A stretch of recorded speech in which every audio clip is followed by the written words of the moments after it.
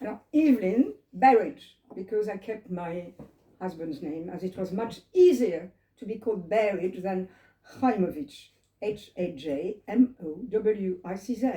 My father was from Radom, Poland, and he came to France. I couldn't find the right date because everything that I know was told by my mother. And when she told me that, I wasn't all that interested because I was young. What I wanted was to live and be happy. Yeah. Now I'm 83 and I learned lots of things over the years. Anyway, so my mother came from Vilnius, and as I said, they went to Palestine under British mandate, and my grandfather had a small shop, but people had no money at all, so they never bought anything. And my grandfather was sent to prison because the English did it. Even in Great Britain, I think that when someone run out of money, they consider them as outcast or something like that. My grandfather had family in the United States. They sent money. Thanks to that, the family was able to. My grandfather came out of prison, and the family was supposed to go to the United States, but instead they went to France. And my grandfather liked France, and he even became French citizen. It didn't help him because he went to Auschwitz and he died. He left Paris. He left Drancy on the 22nd of June 1942, and he died on the 26th of June 1942. Needless to say that at the time, gas chambers didn't work. They started working in August 1942. Did you know about it? Yes. Okay. So I guess my grandfather was too weak. Maybe he got something in the train, or he was killed because he wasn't. Something was wrong anyway. So he didn't last for long. Only 5 days. Now, I've got, and my father came to France because he didn't want to go to do his military service, because he said he could have been killed by Polish men, because some didn't like, that they didn't like Jewish anyway. And he walked with a friend. They walked from Poland to France. Wow. Can you believe it? I think they had very little money, and what I think is that they worked in farms or places like that to be able to survive. Anyway, I showed you a photo of my father. I think everyone saw it. No, I haven't. Anyway, he was nearly 40 at the time. It was in 1939. He was born in 1904 in Radom. I don't think maybe I resemble him a bit. I'm not sure about it. I think so. Yeah, I think a bit. Only a little bit. Anyway, so with a friend they walked, and he arrived in Paris. And my father was quite charismatic. I never felt it, but I was told by his friends or people who knew him. And well, anyway. Now, what I want to say is that if I'm a survivor, it's because we were very lucky. Luck was something that helped people to survive, because in some circumstances, some weren't able to escape. But my mother and my father were able to escape in different contexts. Now, so I was born on the 7th of February 1942. And although I was born in Paris, I wasn't French, because a law had been voted a year before that foreign babies wouldn't get French nationality. And I was apatride. Mm-hmm. I don't know if it's a word everyone understands. No nationality. My father was Polish, my mother Lithuanian. No, but she was Polish because it was Wilno at the time when she was born. Mm-hmm. Wilno. And so. But your grandfather was on your mother's side. He was French. But on his own. He didn't do it for the others. Okay. Only him. Mm. Anyway, and my mother talked a lot about everything. So I say we were just lucky. Now, on the 16th of July, it was the Jewish people who were arrested in their homes by French police. You know about it, don't you? My mother stayed with my uncle, who was my father's brother. He had a family, there were 5. My uncle, my aunt, and 3 of the children. The eldest was a girl. She was born in 1919. My cousin Jacques was Czech, I think, 3 years younger, and my cousin Haskell, who also went to Auschwitz at the age of 17, on September, with convoi out. I think it's carriage. So you know the train carriages? Mm-hmm. 34. I'm going to read the name, not this year, or not now, but much later on. Left, and he was just, Haskell was 17 on the 30th of July, and anyway, so they all went to Auschwitz, and except him, they all died. He survived. The uncle. No, cousin. No, cousin's kid. No, uncle was Okay. died. Okay. My aunt died. The daughter died. The eldest brother died. He got typhus, and my youngest cousin, who was 17, stayed alive. And we don't know how. My mother said he was so thin, and so they never thought he would survive. Anyway, I'll speak a bit. Now, on the 16th of July, they arrested the family. One of the policemen, I was 5 months old, because I was born in February. And one of the policemen asked my mother, how old is the baby? She said 5 months. And he said, leave now. Afterwards, it will be too late. My mother left with me. And she had a yellow star, of course.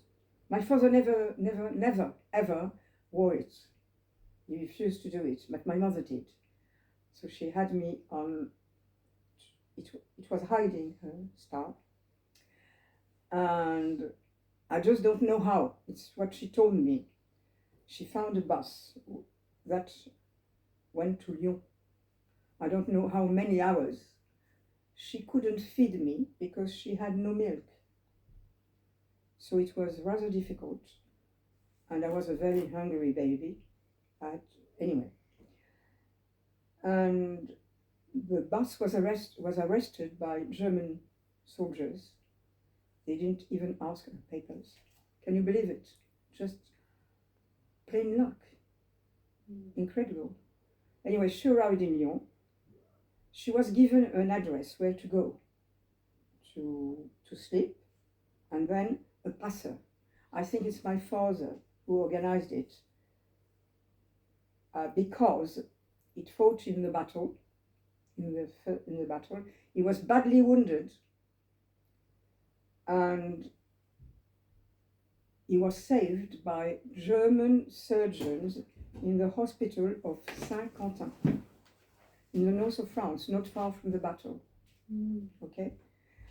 And then he was made a prisoner in Germany, not as a Jewish man, as a soldier. My father spoke German well. He spoke Yiddish, of course, but he spoke Polish and Russian. And he spoke a lot with the priest. And I do not know how the priest made him escape.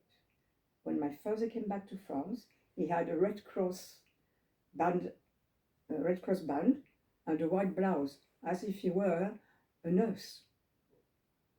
Everyone was very surprised, but the priest had asked my father to buy for him a book, a theology book, about religion, theology, which could be found only in Paris. And he asked my mother, I don't know how, because telephone didn't work for Jewish people, you know, it was very hard. But anyway, she went and bought the book.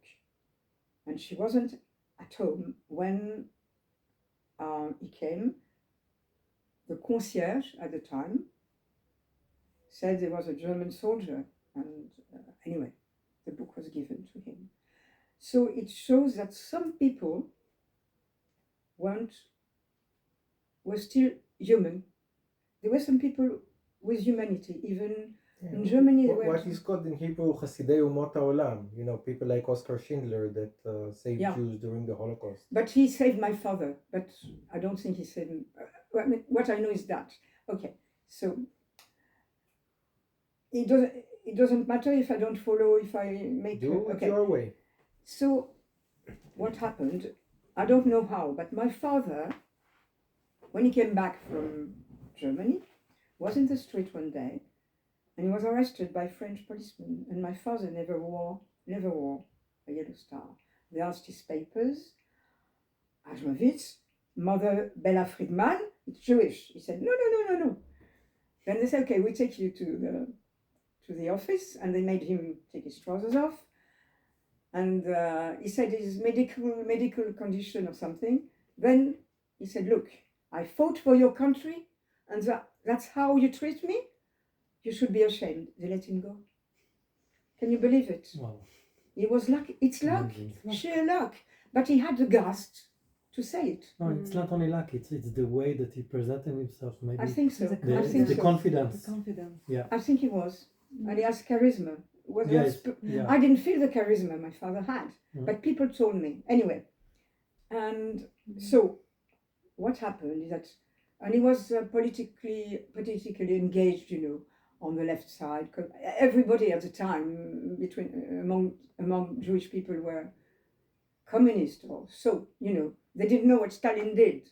That's why, I guess. Anyway, and because of the Vichy. pardon? Because of the government that they had here, they have to go to the other side. Anyway, so he gave a name of a cafe hotel where my mother should go, and he had arranged something for a passeur, someone who helped people to cross the river. It was the Saône, because in Lyon you've got Rhône and Saône. Saône is a little river, Rhône is a huge one. But in summertime, now July 1942 was very, very hot, so there was very little water. Anyway, when my mother arrived in the cafe with me, she sat down, and all of a sudden she saw German soldier coming in, and she started crying. So two ladies came to sit beside her, very well, with lots of cosmetics on them, and my mother guessed they were prostitutes. They were very nice. They asked her why she cried, and she told them she couldn't help it. And they said, now you stop crying. You're going to eat. We're going to find milk for your baby, because I was certainly crying and annoying everyone around, you know, because my voice was a very strong voice at the time. It's still quite strong. And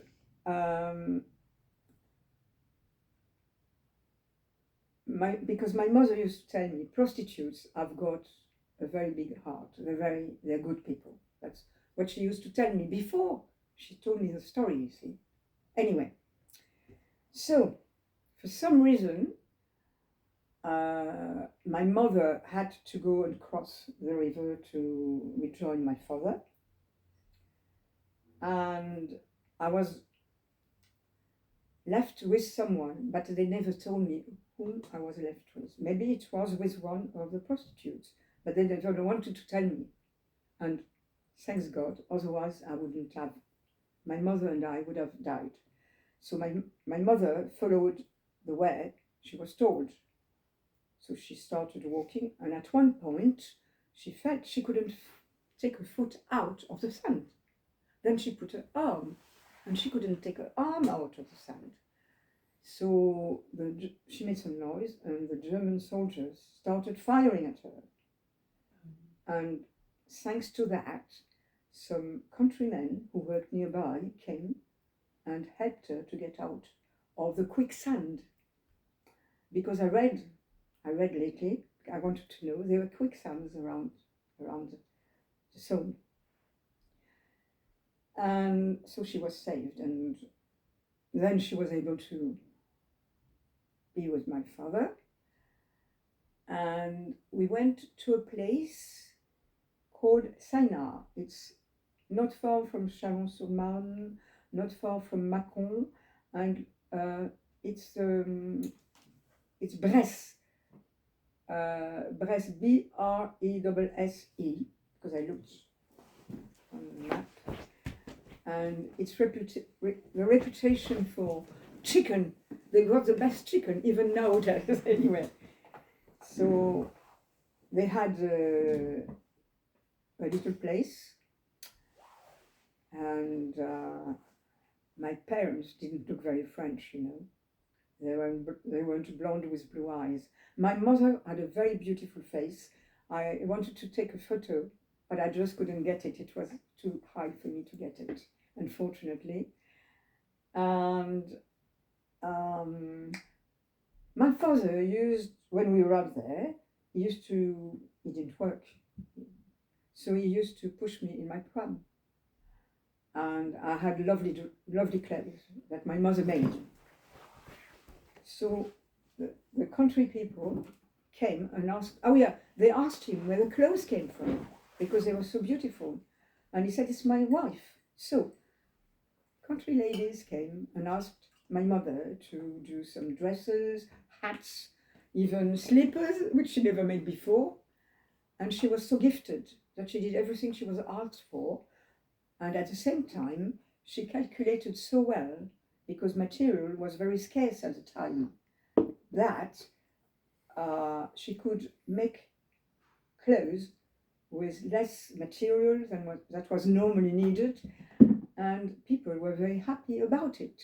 So it was a barter. When my mother made something, they were given a chicken or something else, you know. And they lived that way. And I believe my father helped in the farms, or he did something. He couldn't stay without doing anything. But what I heard and what I found is that my father, I didn't bring the photo, he had a resistance medal. He had war medal and also resistance medal. Apparently they were hiding arms. That's what was told to my youngest brother. Okay? And although they certainly knew that we were Jewish, I'm sure they knew about it. But the thing to say is that they heard about Jewish, but they never saw you Jewish people. Maybe they thought they had, how do you call it? Horns. You know, people, they never saw Jewish people. They thought they were like animals or something. So they thought they were different, but maybe they didn't think about being Jewish. I don't know. You know, it's just the thing, you know. And no one denounced them. They were able to have, they didn't have a cow, but they had hens, and so they had eggs. And I remember, I was told, I had, how is it called? Lapin. Rabbit. A rabbit. And he was albinos. Albinos, you know what it is? Yeah. White, Yes. with red eyes. Albino. Albinos. Anyway, I know that, and I remember, but that was much later, giving grains to hens. Okay. And they lived a normal life there. I believe it must have been, how to say, I don't know if they knew they had a protection. Anyway, it was luck, you know, luck. I can't say anything else, because lots of people have been denounced. You know, understand when I say it, whether in Paris or in the country, and my parents weren't. Like, my father said something to me one day, because we stayed there until I was about 3 or 3.5. We went to a shop. I never talked before. And the lady in the shop was called Madame Chalumeau. And she asked me what my mother did. So I said, in my language, she's having a poo-poo. You know what it is, poo-poo? Caca. You know what it is? And I said, hello, Madame Chameau, instead of Chalumeau. You know what a chameau is? Chameau? It's got camel. one camel. Camel. Because I couldn't say Chalumeau. So my father couldn't believe his ears because I'd never spoken before, you know. And I know that for photos, I had, how is it called? To walk, you know, in when it rained, there were lots of, it was on the earth. You know, I had wooden shoes, sabot. I don't know how to say sabot. Have you heard of it, sabot? It was wooden shoe that you put on the farm. What are they called? And in the Kafkafim 70s, in Hebrew, no? clogs. Yeah, Clogs. or something like that. In English, it's clogs. Because in the 70s, it was very fashionable to wear clogs. They weren't comfortable at all. I bought one pair, couldn't walk. Anyway, but when I was not a baby, when I could walk, and I walked quite late, I think, because I fell one day and I was frightened and I didn't want to walk anymore. That was told, you know. Anyway, and so one day, that was my youngest brother who told me, because my mother told me things, and she told other things to my younger brother. One day, the Germans, because there were some Germans there, they knocked at the door. And my mother opened the door and she said to wait. And she went to see my father and she said, I think they come to arrest us. We've got to go in the garden. They'd kill us with the babies. You know, I had a young brother who was born not far. I'll let you know about it later. And my father said, calm down. They wanted some sugar. I don't think my parents had sugar because it was very rare at the time, you know, sugar. Anyway, they didn't kill them. They didn't ask anything. Only sugar. Now, when I was 14 months old, my mother went, I don't know how, because they didn't have a car, train, but the train took very long. My mother gave birth on the 22nd of April, 1943, to my brother who became a photographer in Israel. And he was born in Lons-le-Saunier, and in the hospital and he was French because it was a free zone. I didn't have a nationality, French nationality, but he did. It's very strange, isn't it? Anyway, and no problems in the hospital. Well, it was free zone, but still, they arrest people, you know. And that's how their life. They escaped all the. They escaped. Now, I need to have a look.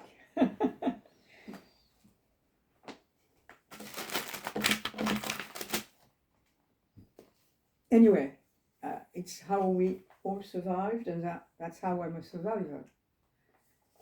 Unfortunately, it's what I am now. How?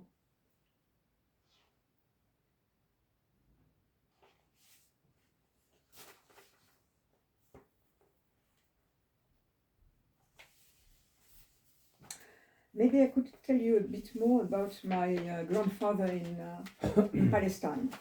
Well, my grandfather in Palestine became friend with an Arab. You know, the Arabs there were, how do you call it? They were clans. Clans? Do you understand the word? Yeah. They were clans. and somehow they became friends. And when they received the family, the Arab or my grandfather, they put black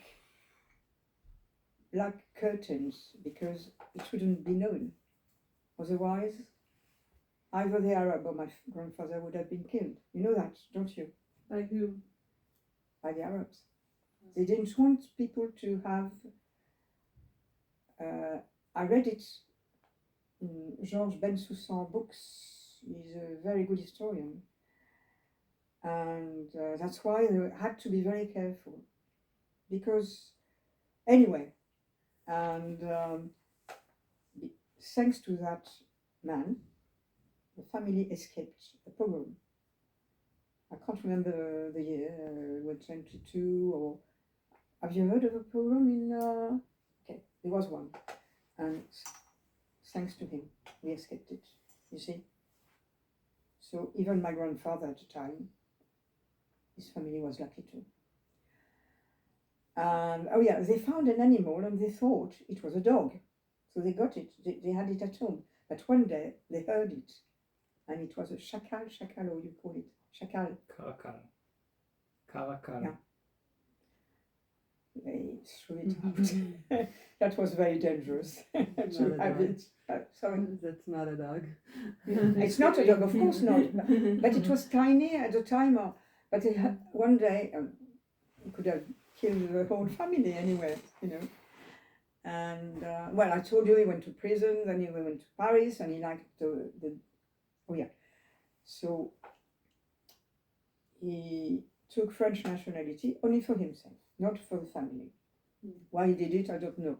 Anyway, but he was arrested when it was the billet vert. Have you heard of the billet vert? They arrested foreign Jewish had to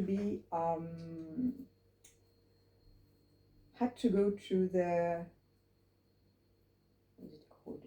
To the town hall of their district, premier arrondissement, second, dixième, onzième, first, second, third, all of them, to be registered. As Jews or as French? No, Jews. Okay. To be registered, so they knew how many Jews was there, and it was already the war, you see. And of course, Petain had signed armistice with the Germans, and he wanted to destroy the Jews as much as the Germans do as well, and that's the reason why. And if my father had been in Paris and he wasn't there anymore, I think he was at war, 1941 it was, he wouldn't have gone. And they went, so they were registered. It was very easy to arrest them afterwards. And they were sent to camps before their family was before the 16th of July 1942. There were lots of camps in France, you know. I mean, Drancy was the biggest. You've heard of Drancy, all of you. Yeah. Okay. Le Camp des Milles in the south. There were lots of camps, but I haven't got their names. Sorry about that. But they were very badly treated.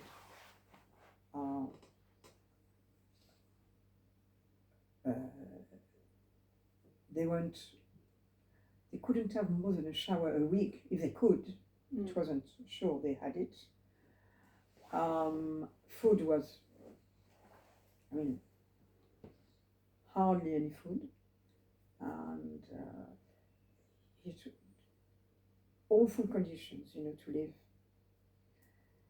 And at the time when they were in those camps, they didn't know they would be sent to Auschwitz and die there, you know, the way. So my grandfather did it. He went to register, and then he was sent to Drancy. And I said to you, on the 22nd of June, he left with the carriage number 3 and died 5 days afterwards. No, 4 days afterwards. Although he became French. And he went on his own or without? Oh, he didn't go on his own. He was arrested first. But then he had children, a wife. Yeah. Oh.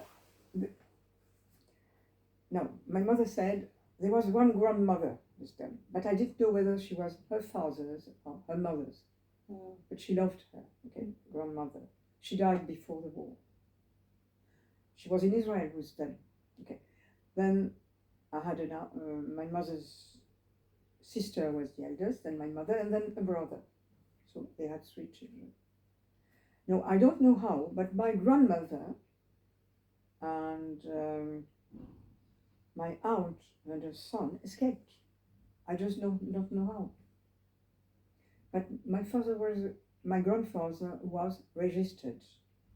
They weren't. My mother didn't tell me how they escaped.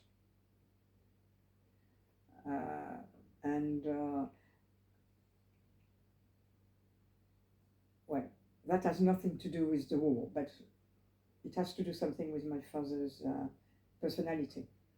My mother was very, very badly treated in her own family by the mother and the brothers and sister. Very badly treated by them. Only her father was nice to her. And my father never wanted them to come to our place because she had told him how she was treated, and he couldn't admit that. And I think it was good of him to do that. To the place they were hiding, or even before? Oh no, before. Oh, okay. When they got married. Okay. Oh yeah, I can tell you something. No, my father was anti-religious because he was born in Radom, and in Radom he said, even to make love, you have to ask the rabbin if you can do it. That's what he told me. Whether it's true or not, I don't know, but he told me that. And I didn't like to hear it because I was very young. I mean, these words hurt me at the time. Anyway, so it was anti-religious, but we kept on doing Pesach without prayers. The greatest, it was New Year. Hanukkah? Rosh Hashanah? Rosh Hashanah. No, Hanukkah. No, not Hanukkah. Rosh Hashanah. Rosh Hashanah. Hanukkah, we didn't do it. We didn't do it because my parents wanted us to live as French, so we did Noel. You didn't know Christmas. Hanukkah, but we did Rosh Hashanah, and I had to write addresses. My father wrote cards in Yiddish, but I wrote the addresses in French to send to Argentina, to the United States, to Israel, to a family which was there. I was fed up to writing addresses, and anyway, whatever. And my mother, on the other hand, was brought up in religion because I had a great-grandfather in Vilnius who was a Sofer. And Right, religious yes, books. he wrote on parchment. Parchment. Yeah, he did. And they didn't live in big houses. I don't know how we did it because it was, I heard, anyway. And yeah. So, and it was easy for me to learn to write with letters in Hebrew. And I wonder if I didn't inherit it from him. Although I didn't write afterwards, but I liked it. It was like drawing something. Yeah. You know. Anyway, and the other great-grandfather was sang in the synagogue. He was Chazan. Ouais. So the family was very, very religious. But when she met my father, they married in a synagogue. And my father arrived an hour later because it was against his principles. He couldn't do anything else. But I've got to tell you something, which is, it has nothing to do with the war, but it's awful with my grandparents. That's why my father refused to see them. They made false papers for my mother, and they married her when she was 14. So she was born in 1917, and they made papers as if she was born in 1914. And she hated the man. It was horrible for her before she met my father. Mhm. And my father couldn't admit that sort of thing, you see. It's a horrible thing to do. So I said to my mother, why didn't you run away from your home? She said, how could have I done it? As before, first of all, she had no money. And then there were special houses for children who escaped their house, awfully treated there. And she said, I couldn't do anything. And she wasn't divorced, but she married my father because the rabbin didn't know it. Anyway, and my father met the first husband when he was at war, because he fought too. But unfortunately, I mean, it's incredible life, isn't it? He died, the other one died at Auschwitz. Anyway, and my parents married only in 1952, and I was born in 1942. They weren't married when I was born. In fact, they were married, but under Jewish law or something. But they were, anyway. But I got my father's name. He recognized me, and but it's terrible to believe, to think things like that can happen. Now I needed to find. Oh yeah. The Jewish soldiers were enlisted in La Légion étrangère. You know, it means foreign legion. But at the time, Légion étrangère was composed, you understand, with thieves, even killers, and people like that. And the Jewish weren't happy about it. But anyway, they fought together. And that's quite interesting to know about it.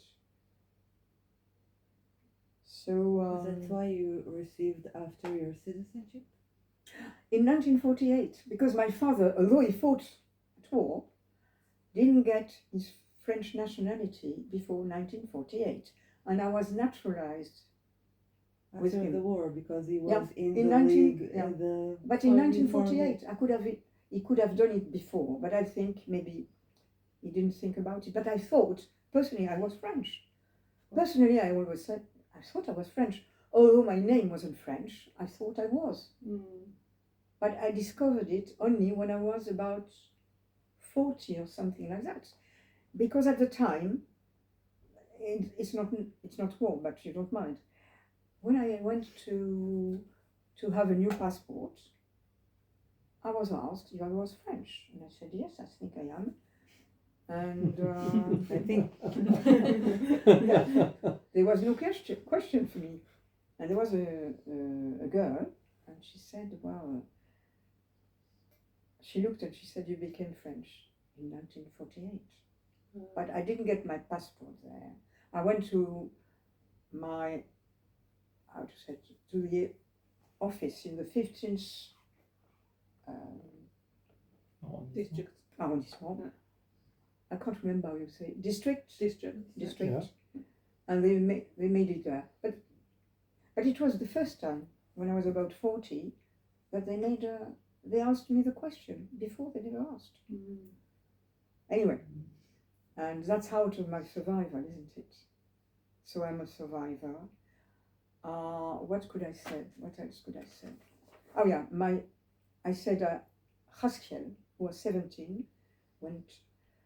Oh yeah, he said when they arrived, his father, his brother and him, they took him to out of the camp to a, what is it called? Manufacture. Arm manufacture or something, and they worked there, the three of them. But one day, they didn't see their father, and they understood what might have happened, because their father was 10 years older than my father, in fact. So they killed him. Now, his brother got typhus, and my cousin, Haskiel, who was the youngest, wanted to he wanted to kill himself. he walked to the, around they were electrified, Barbed Fence. wire. Yeah. Defense. but some friends of him came and took him out, because if one does it, they kill some others. You know that? They That's killed why- some others. They would have killed 10 or I don't know how many, they would have killed some. And they saved him. And he survived. Oh yeah. And remember at Auschwitz when there was the ghetto rebellion? It was great. I admire them, really. I think they were fantastic. That's when I started to admire Jewish people. Before I couldn't. But when I heard about it. And yeah, my cousin was with some prisoners of Auschwitz sent to the Warsaw Ghetto to clean it afterwards. They burnt everything, and they had to call German soldiers to fight with the Jewish, who had far more. They had very little arms. You know about it, because they paid for arms, they didn't get them, or they got some with the. I have to say something about a fantastic Polish man, Jan Karski. It's a very well-known name. Yeah. Okay, and my cousin was sent there. That's awful. Then he was back to Auschwitz, and he survived. 17 years old. But then, well, he was older because it was nearly 3 years afterwards. He was sent in 42. He was delivered, I think, the Russians. And but at one point, he thought. He told me that. Why would I go back to Paris? My family is dead. Because, okay, he knew my father, he knew the family, but they went. And at one point he said, I'll survive. I may know a woman now, or something like that. And but he was a great person. I admired him, really. Because he didn't talk about it to me. He talked to me, but when I was quite not a very young person, And oh yeah, Jan Karski. You've heard about him, Jan Karski? So Jan Karski was in the Polish resistance. He had a fantastic memory. He didn't have to write. He remembered everything by heart. That's why the Polish resistance recruited him. He was an aristocrat, in fact. And at first he was anti-Semitic because it was normal to be. It was normal. Because in a country which is very, at the time, Catholic, and there was one picture when you see Jewish burning, killing a child. Have you seen that picture? Yeah, there were a lot of stories. But there is about one it. famous one. It was in a church. They were supposed to have taken it off, and it stayed. So people believe that Jewish people killed children at Easter. Yeah, that's a because they wanted to bring them. That's an old story. Exactly. The blood Okay. libel. So Jan Karski, who was an aristocrat and was quite anti-Semitic, but it was because he was brought up in that Education. exactly. Anyway, so he was recruited. Then the Polish government was in England, so he went to London. Oh yeah, before he went to London, he was asked by a rabbin and the responsible person of the Warsaw Ghetto to come and visit it, because they wanted him to tell what he saw. So he went to the ghetto. You know about it, don't you? Yeah, I know. I think it was like Mark Edelman. Or no, this one. He went to other places and he saw what happened, but he went to Warsaw Ghetto. And one of the responsible, you've got that ideas about Jewish people, but everyone goes a different type. You've got blonde, you've got dark haired, red haired, blue eyed, every type. small noses, big noses. We're supposed to have noses like that, aren't we? Yeah. No, it's true. It's true. And But big anyway, ears. and, And ears and, also. and That's horns, strange. horns. Anyway, we are anyway. Whatever. Oh, so he was welcomed by the two responsible people. One of them was very, how to say it, elegant. No, he was very distinguished. One of them. It's the way he was. And the other was more like when you can wait. Anyway, and they made him visit the ghetto. And he saw the woman who had no milk and who tried to feed their babies. And he saw people dead in the streets. And he believed it. He was so shocked. And they told him they wanted him to relate it when he went to London and tell it to the Polish government and to tell it everywhere. Because although people say they didn't know about that, they knew. You know they knew. Anyway, so he went there and he spoke. Then he was sent to America and he met President Roosevelt. He told him, he said, oh, Roosevelt received him, but he said, I made an appointment with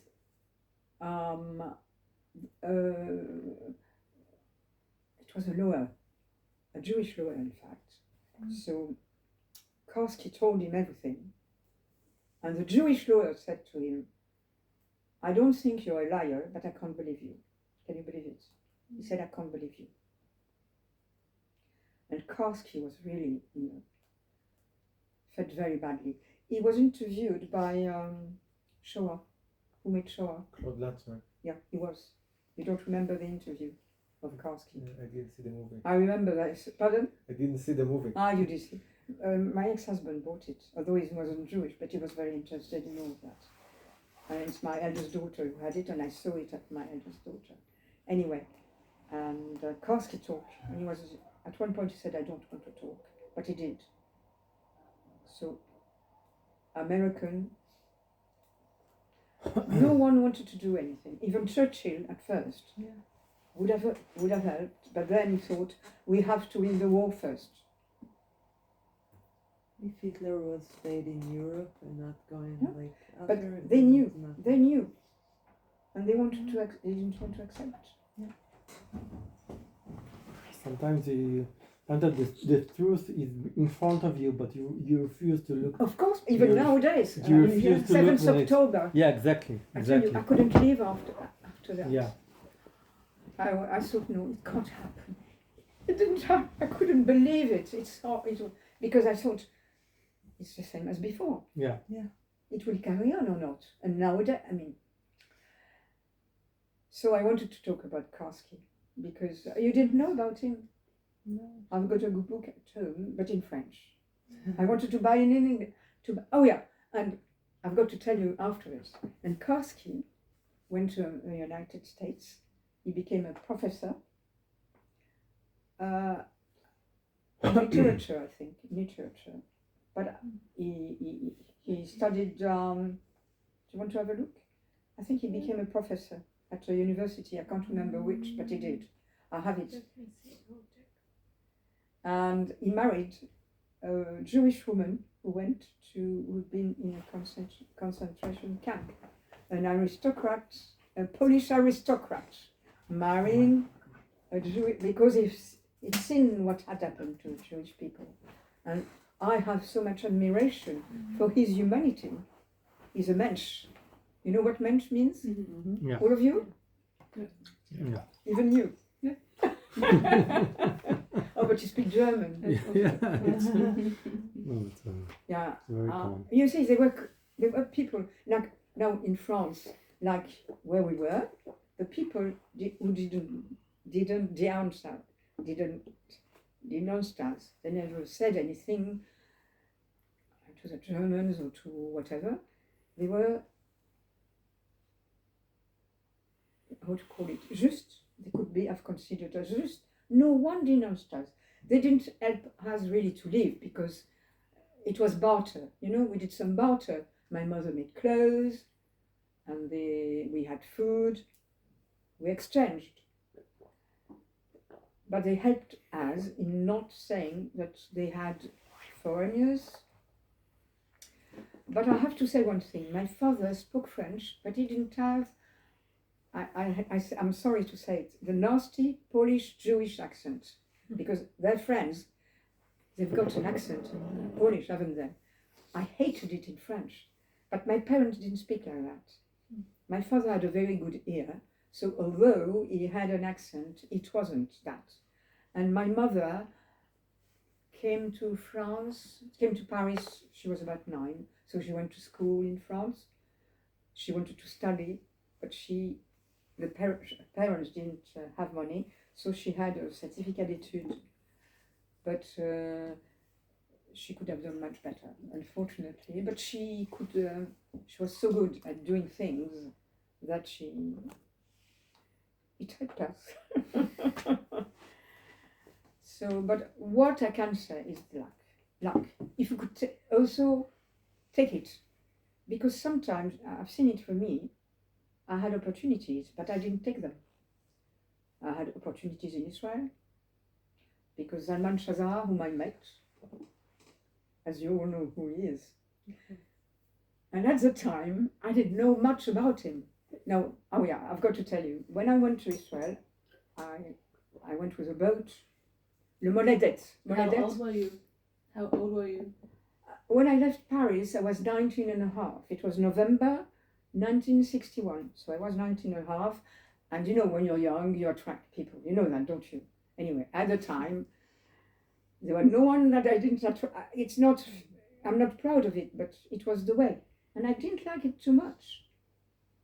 You know, it was too much for me. Mm-hmm. It was the first time I was surrounded by young, old, and I could see that everyone was. And I wanted to be considered for my personality, not for my outlook, at the time anyway. And okay, so they were Spanish, English, North American, Spanish, English. Oh yeah, and from South America too, on the boat. There was that man, a very elegant man, sitting near the piano, but drinking all the time. And everybody spoke to me. He never spoke to me, he just looked at me. And one day, though, he came and talked to me, and he spoke French. Not very well, but he did. And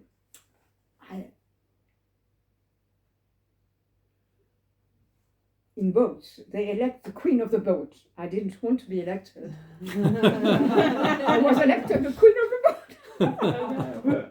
boat. Anyway, and I won a champagne bottle.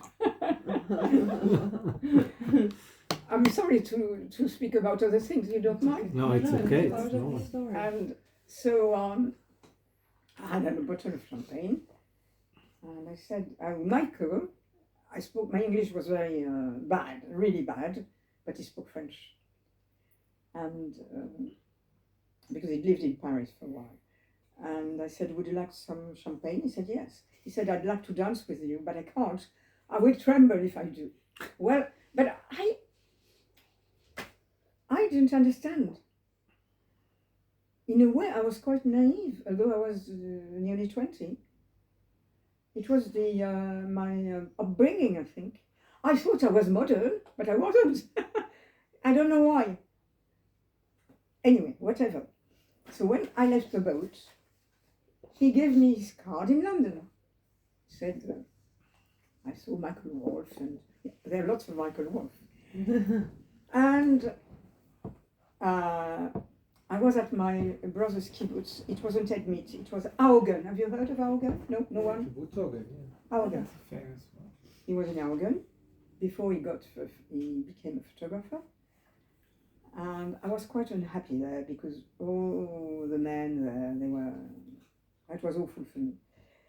And they didn't jump on me, but it was nearly that. And I couldn't stand it. Typical kibbutz. Pardon? Typical kibbutz. I don't know, but I Really? hated it because In the older. I wasn't an animal, you know, and anyway.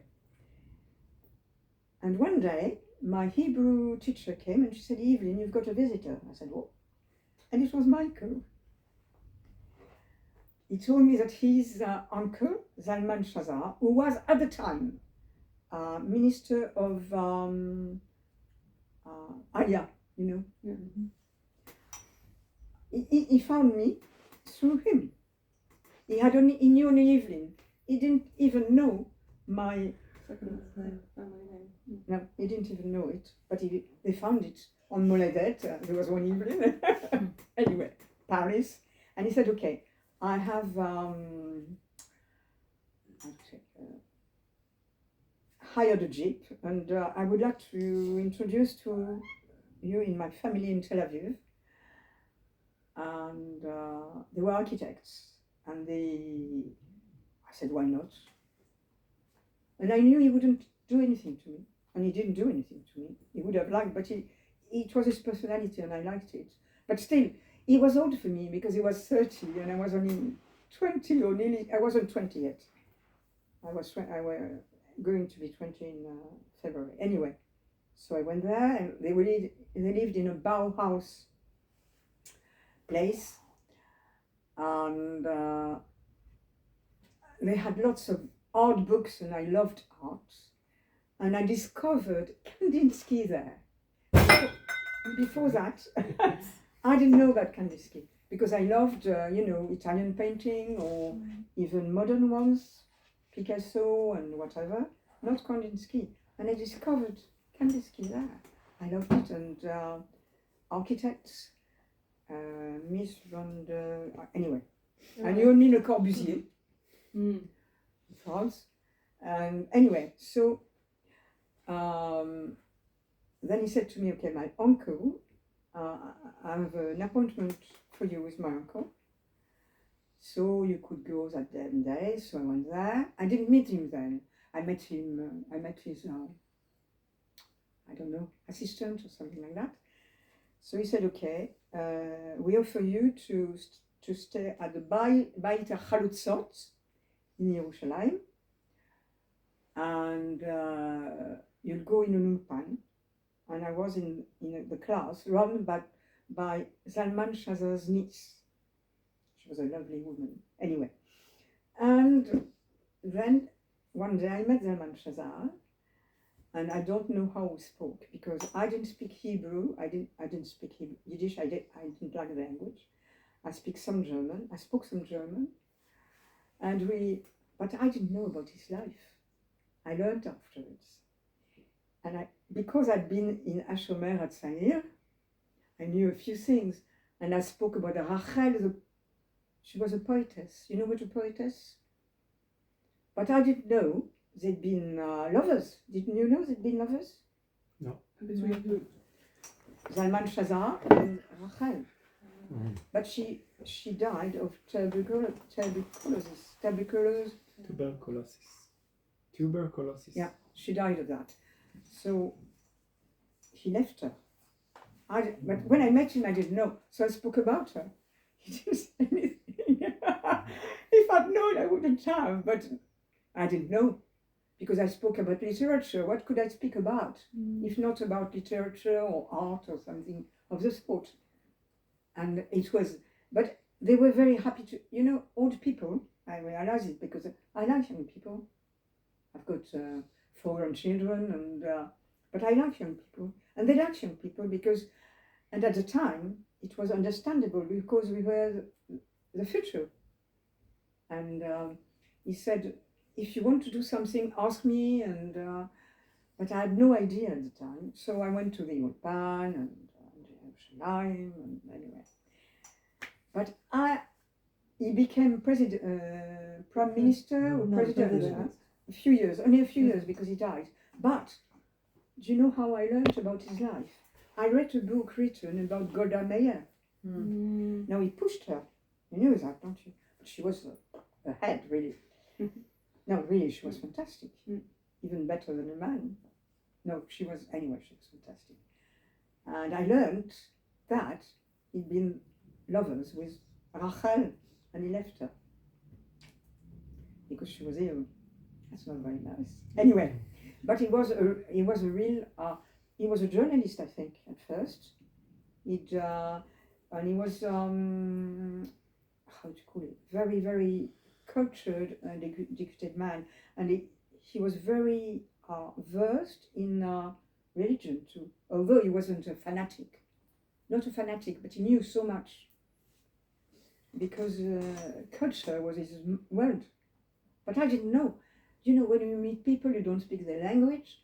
I don't know, and we spoke, you know. I don't know how we managed, but I think they were happy, and they thought, because his nephew certainly had told him he liked me, and like when I was in Jerusalem, I met a journalist who told me about Michael. He said Michael would have liked me to go to England, but he thought I was very young, and he was right, in fact, because I was not mature at all.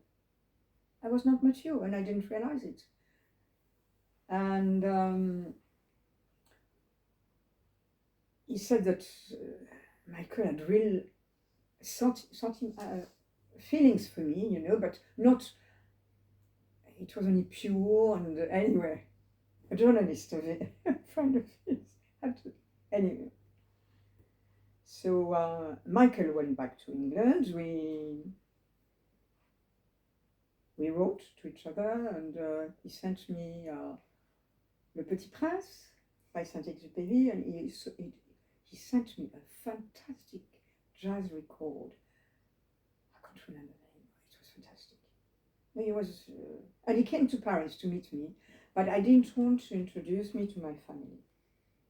So we met at Georges V, which is a nice hotel. He was with his best friend. He wanted his best friend to see me.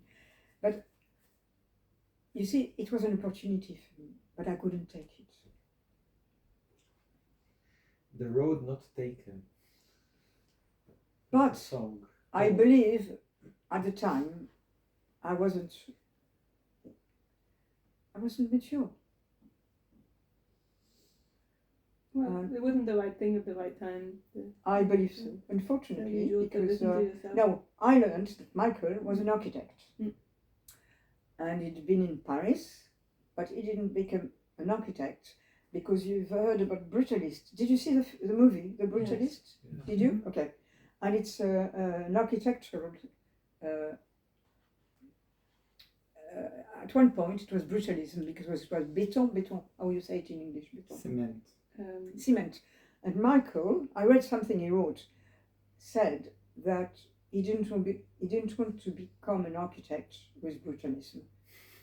He didn't want to. So he became a designer, because when he had his card, I saw designer. But at the time, I didn't know what it was. You had design in Italy and in England. But in France, we didn't speak much about it, or I didn't hear much about it, and I didn't know really what it meant. But then I discovered it, and he did a really good thing. And well, but I made them much other. And my parents had to reimburse all everything. They had to reimburse lots of money because I was at the Beta 100%. I followed courses at the old time. Everything was to be reimbursed, and they said to me, "You cost us a lot of money." After the war, in your parents' house, how dominant was the Holocaust?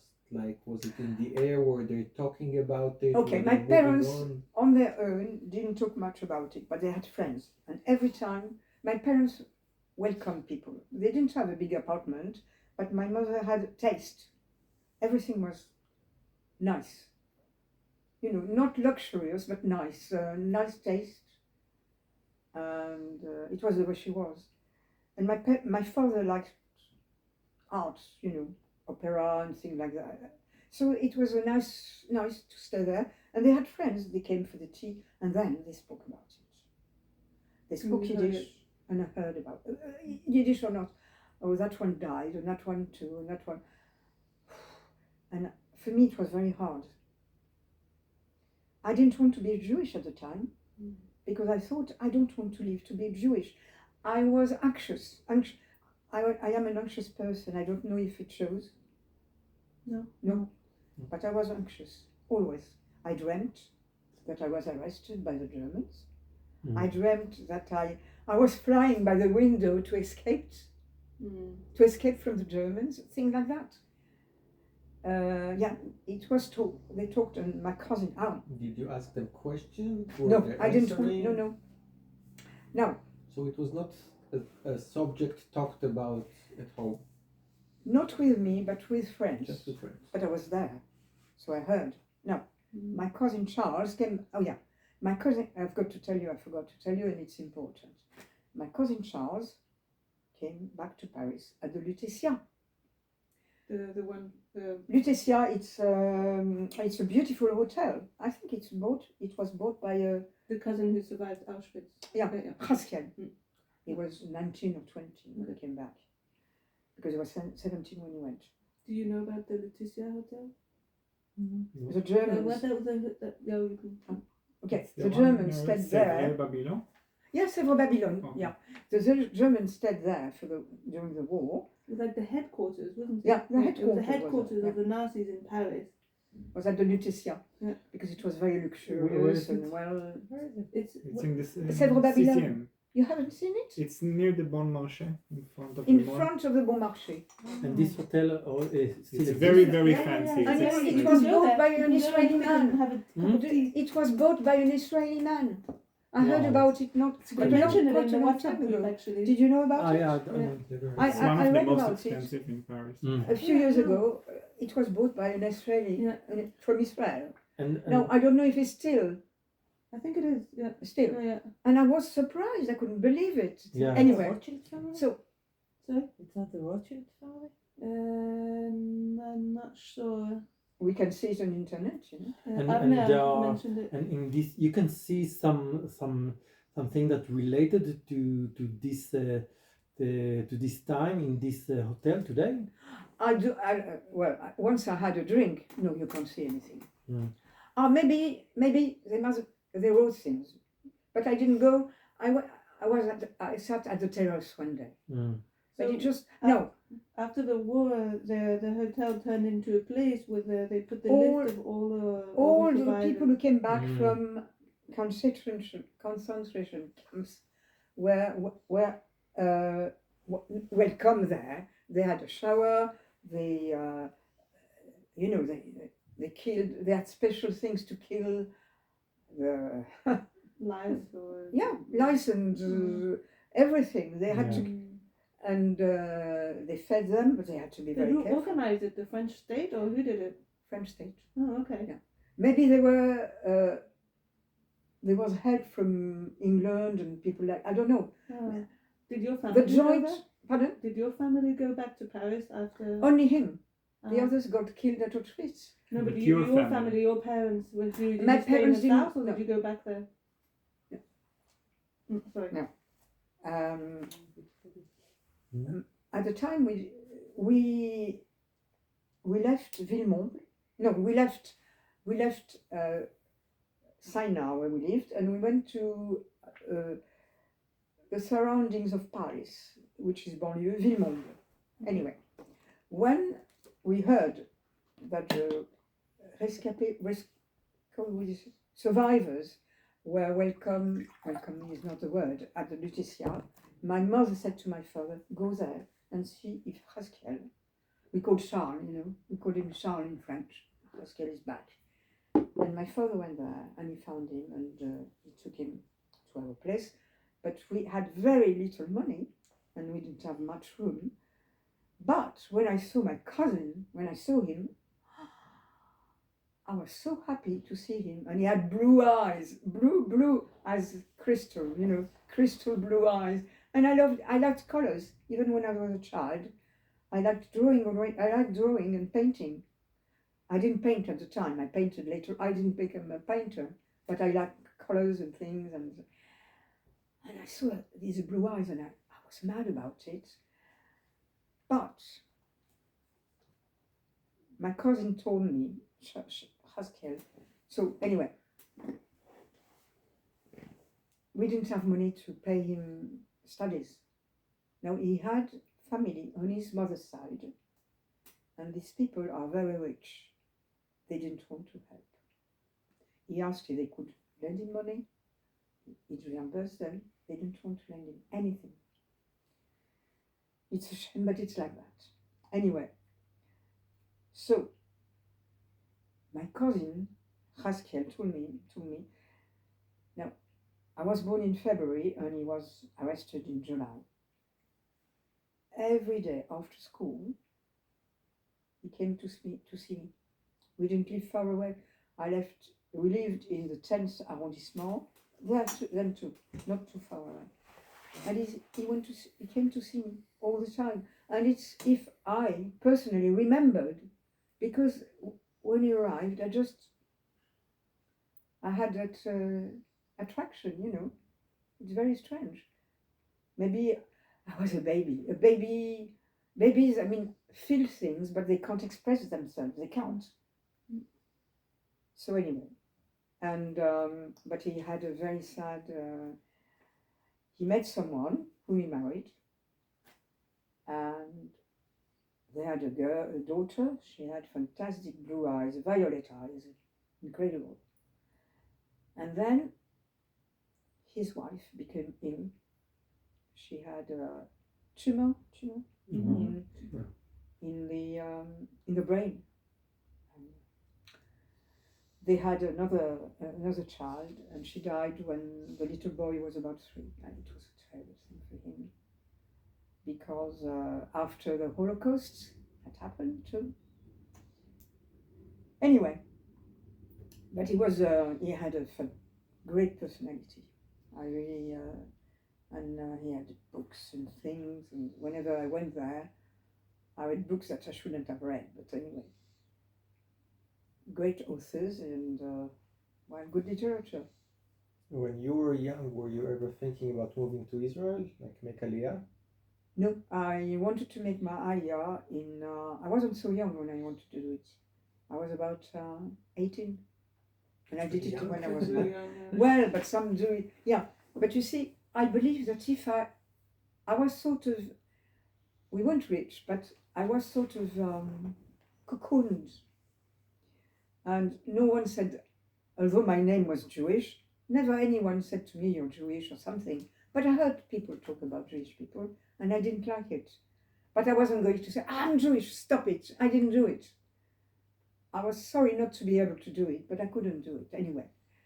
And I was fed up to hear that. And I said, I want to go to a country where everyone is Jewish. That's why I did it. But because I was maybe a little spoiled. I don't know how to say it. But it was hard. First of all, I was in kibbutz. Then when I was at the Beit HaChalutzot, it was quite difficult because I was in a room with someone. You're in rooms with people you don't know, and it's not always... I had lots of opportunities anyway, I've got to say. But because of my personality again, I didn't take the opportunities, and I didn't want to, how to call it? I didn't want to behave as good-looking girl only. You understand what I mean or not? Yeah. Okay, that's what, at the time, because when you get older, you're not the same as when you're 20. You know about it too, don't you? Very good looking. No, but it's not what I want to say. I'll show you some photos because I've got it on my anyway.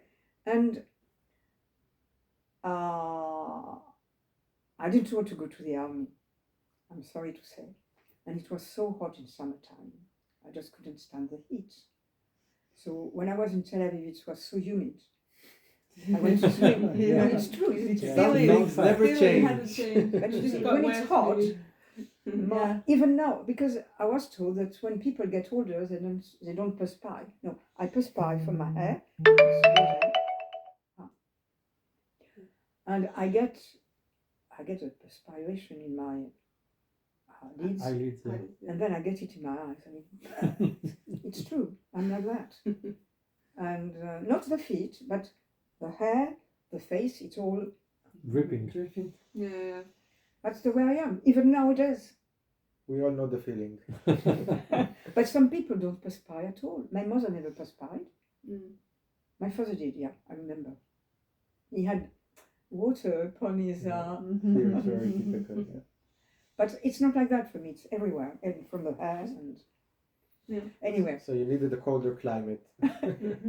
but now it's like that. It's like that in Paris. I saw in Tel Aviv it was about Yeah, 32 the But degrees. less humidity. In Paris it was 35 or something, or 36.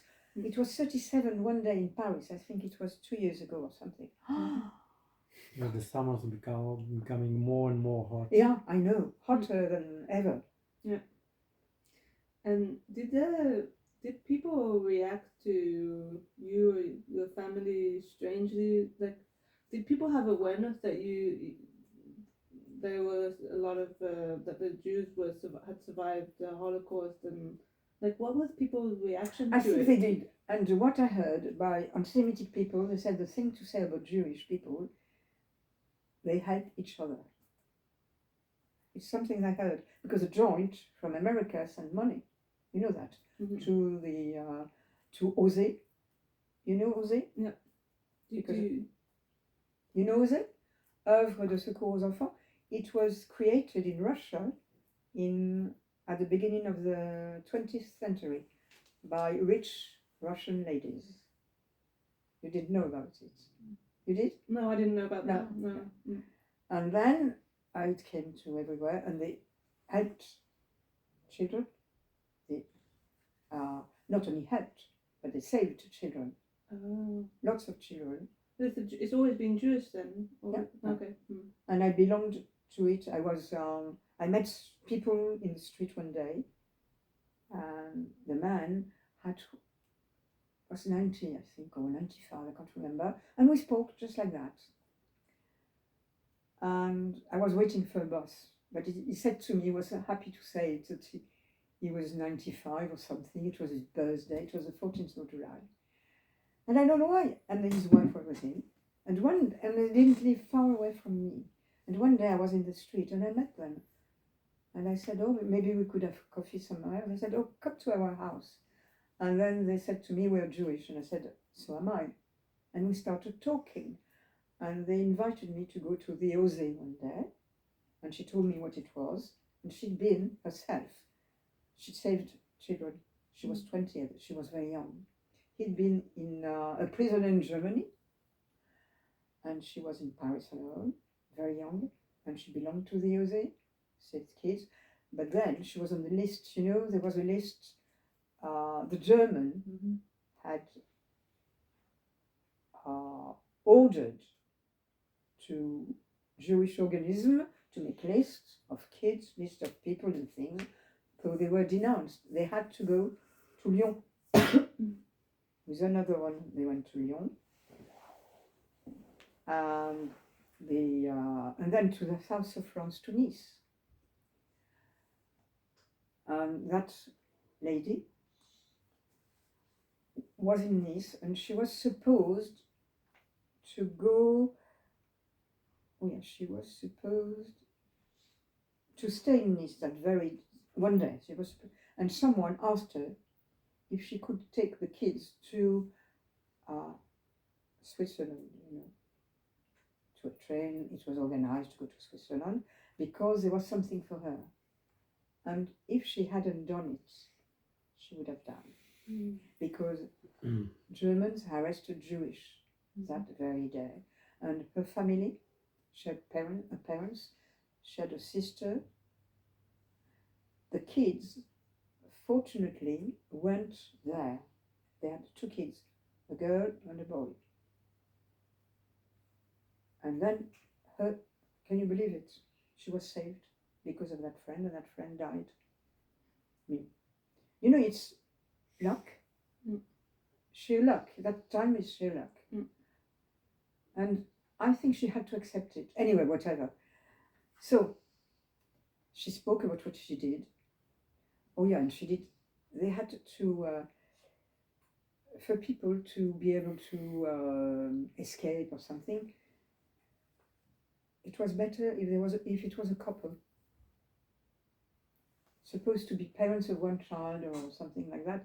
So it was it's not easy to meet to make people meet, you know, and they had never seen. You understand what I mean? They had never seen each other, but they were declared as couple. They had false papers, and it was easier that way. The things they did, and they were very young. They were fantastic, and at the time, they didn't have sport shoes. Ladies, they had the little heels and fine shoes, and they had to walk in the mountain because they saved money. Kids were put in farms, and they gave money to the farmers. You know that, don't you? They gave money for everything. And thanks to the joints, thanks to the ones who had money. And that's one thing, okay, that's what a non-Semitic person I knew told about Jewish people. They help each other. In a way, it's true. I mean, in a way, not everyone does it, of course, but some do, most do. So I belong to l'Amicale des Anciens Lausais, but now they're too old and they can't do much. But they were, although they were old, I mean, let's say 15 years, and they were fantastic. But unfortunately, like everyone else, they lose memory. But from the age of, let's say, 80 to 90, 92, they were great. After that, because they lost their spouse, or things happened, unfortunately. So I don't go there anymore. But I did. And I also did some benevola, volunteering, yeah. There is how to call it, an organism called Ezra, which means help. In Hebrew, it's help, isn't it? And I had a list of people I phoned. They were on their own, or they needed to talk. And whenever I talked to someone, it was not somehow I perceived things, and to someone I spoke one way, to someone else another way, and they were very pleased when I talked to them. I mean, I listened to them, and through what they said, I could not help but try to make it easier, the life easier for them, you know. Then I reported what they told me to, and if help could be done, it was done. I did it for 2 years, but then I had to have a replacement knee, and I suffered so much, and so I stopped. But it was nice because, but most of they weren't many. My parents' friends were Ashkenaz, and I met Sephardic people, and I found them. I met some in Israel. I met some, and nowadays, the ones I helped were Sephardic, because Ashkenazis, some died, but they were. What I liked about them, they had some gaiety, joy. They're more joyful than the Ashkenaz. Of course. They just show it better. the Ashkenaz people, they hide it. No, we enjoy our suffering. I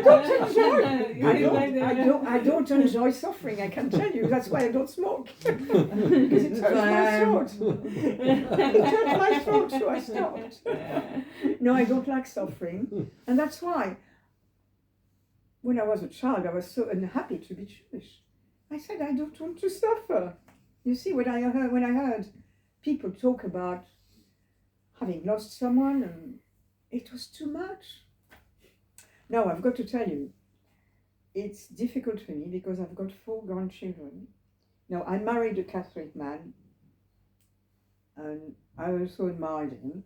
Although we were divorced, we were very good friends till the end. I was there when he died at the hospital. He had anyway.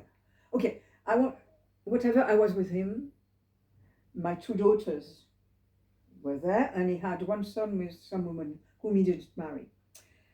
And So we were all there, and I think it's very nice. But he was a Catholic, and my daughters didn't marry Jewish men. Still, everybody's Jewish. Yeah, they. Yeah, you Daughters, everybody's Jewish, whether they want to or not. They're Jewish. Yeah, you Yeah. cannot escape Anyway, They it. cannot escape But- it. They can go live in Israel if they want. I wrote something for them, which I didn't. I've got one of my daughters is coming for the weekend. It's got to be printed for them because I started it in 2013 and it's not printed yet. Can you believe it? But it's Send me the file, I'll print it. Send me, I will print it. okay. We'll see it then. Okay. No, but one of my daughters used to be an English teacher, and she was in charge of computers there because my ex-husband was a computer engineer. When he was at Imperial College, they recruited people. He was recruited at the time after he. Anyway, his studies and okay. Unfortunately, I lost track. Sorry. Oh yeah. My daughters didn't marry or didn't become friends with the Jewish men. And so my eldest daughters had two daughters. One works in Amsterdam. She's only 25 and she works in computers. And she's very good. And she left France because they didn't offer her the same salary as a man. And she said, I work as well as a man. I want to earn as much. Mm. Although she was contacted because in France, they want women to, but they don't offer the same salary. Anyway, because she started, anyway. So she's in Amsterdam, but not with the Jewish people at all. Her sister is same. Although when she was a child, she was very interested in Jewishness. But they know things because I've talked to them. And my other two grandchildren, I have a granddaughter, the eldest is 25, the youngest was 21 on the 21st of April. And she learns, the youngest is in an art school in Bayonne. Mhm. I think it's her last year.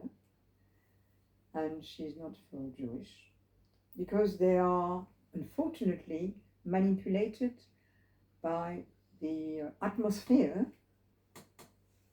and they are, young people can be Affected by the. unfortunately, and they live far away from the family. I mean, I'm the only one. The mothers. Now the other two, one is at Sciences Po Lyon. The girl is 20. Sciences Po Lyon is very, very for Anti-Zionist. anti-Israeli. Yeah. And her father is very left-wing, Mm. intelligent. He's an engineer in computers too, but very, very left-wing. So they under his Influence. and the boy is fantastic. I mean, I love him. I mean, I love all of them. But he's very nice. He takes care of me when we had to travel, and he took care of me. He's only 19. He'll be 19 at the end of the month. And he's at Sciences Po Toulouse, where Toulouse is also a town where anyway. And we had a discussion in the train when we came back from England to Paris. By the way, in England we had a little fiesta in honor of my ex-husband who died in September with all the family. And the two of them came. It was the first time they met an English family. And they were so welcome, and both of them speak good English, particularly the girl. She's very gifted for languages anyway. He's very good at maths, and he was in, anyway, I'll tell you after that. So the problem is that they are under the influence, the atmosphere. Like when everyone was communist in France or left-wing, all the artists, they were left-wing. Even if they live luxurious lives, and they're left-wing, It's And the my- same in Israel. Sorry? It's the same in Israel. The I artists- know. It's awful. The left wing Israel. I mean, I'm sorry if you're left wing. But I'm sorry Very if you few are. are nowadays. Pardon? Very few are Or nowadays. I just hope so. politically homeless, but then Basically. Yeah, the No, yeah, because the left wing changed. The left they're not left. nowadays it's not the same as the left as in and before. the